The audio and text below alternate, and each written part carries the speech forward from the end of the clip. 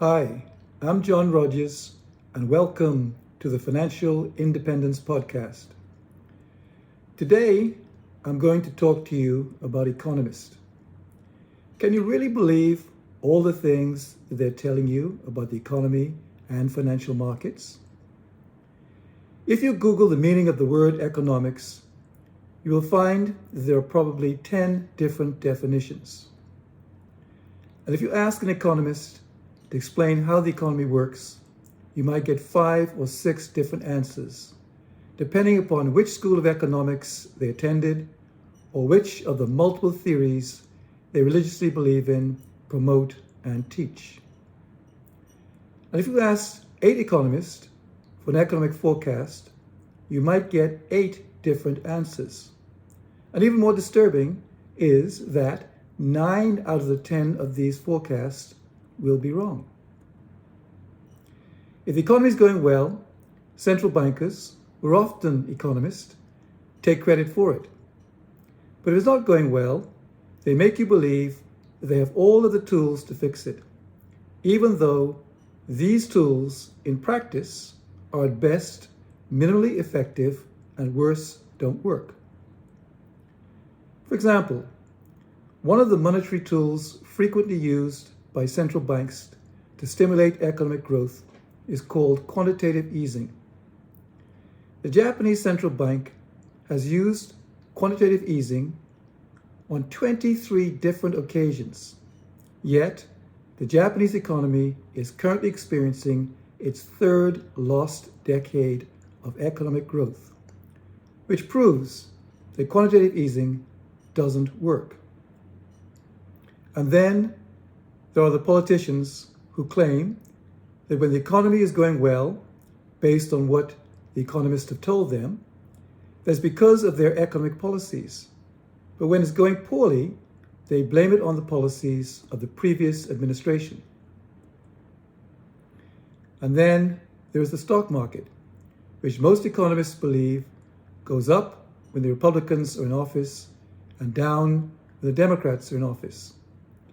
Neither of which is true, as there is no statistical evidence to back up this commonly held misconception. If what I'm saying to you is giving you any cause for concern, it should, because economic stakeholders, like households, businesses, and governments, depend heavily on the advice and opinions of economists to provide them with information that can impact their economic well-being and ability to meet their financial goals. Why is it that economists are such poor prognosticians, are employing tools that they know are ineffective, although they would have us believe otherwise? I believe that the reason why economists are so challenged is because of the way they have been educated. For example, economists spend 4 years in university studying for a bachelor's degree, then another 2 years for a master's, and then a further 3 years for a PhD. But the problem with all of this is that most of their time in university is spent studying ancient theories and fallacies that are totally disconnected from the realities of the world that we all live in. The remainder of their time is spent on tweaking complex mathematical models to support their arcane theories. In most cases, these models are so complex that only a PhD in mathematics can sometimes understand them. But wait, there is more. During their entire time studying ancient economic theory, they don't spend a single day in the real world. And to crown it all off, on graduating from university, they are not required to do a practical internship, register with any professional body, or commit to engaging in any continuing economic educational programs. Perhaps now you get the picture and understand why we should think much more carefully about what we are told by economists, or at least take what they say with a grain of fallacy.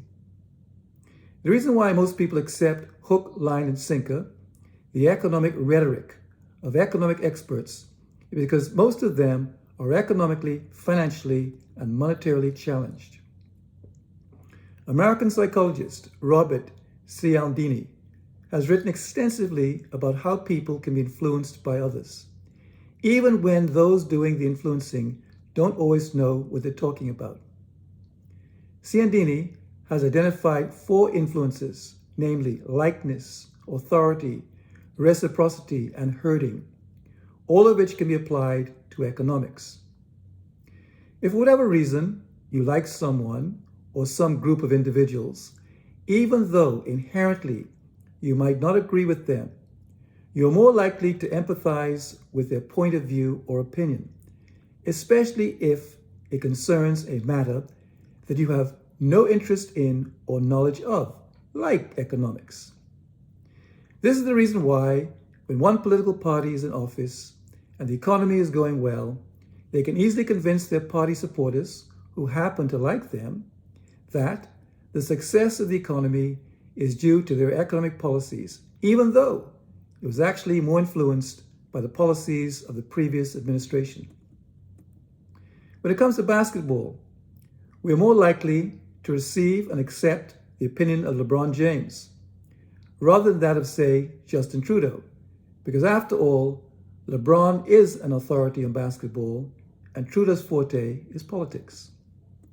Similarly, we readily accept that the triad of economists, central bankers, and well-advised prime ministers know what they're talking about because they have authority. We trust them and have faith in them because we know that they are experts, otherwise they would not be in the positions that they hold.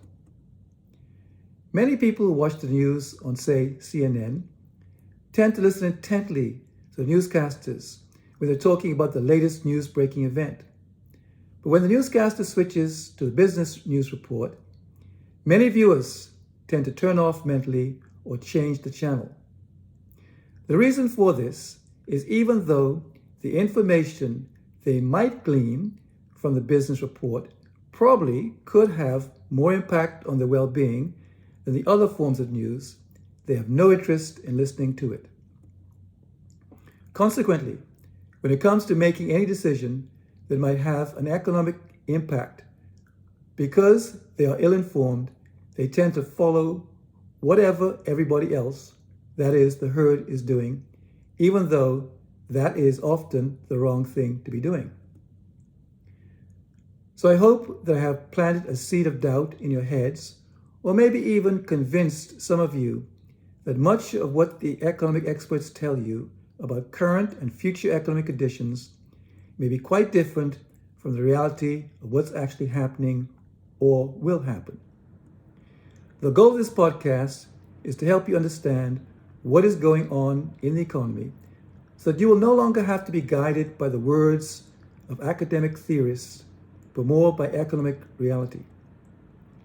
For some of you, it may be hard to accept what I've just told you, because it's always difficult to instantaneously deprogram your brain and shed long-held beliefs. It's going to be necessary for you to consciously allow your brain to become more cognitively elastic. Remember, never judge a book by its cover, but by its content. So thanks for watching this video, and for those of you who have enjoyed the content, and if you're interested in gaining more knowledge so that you can become financially independent, then please feel free to subscribe to this channel.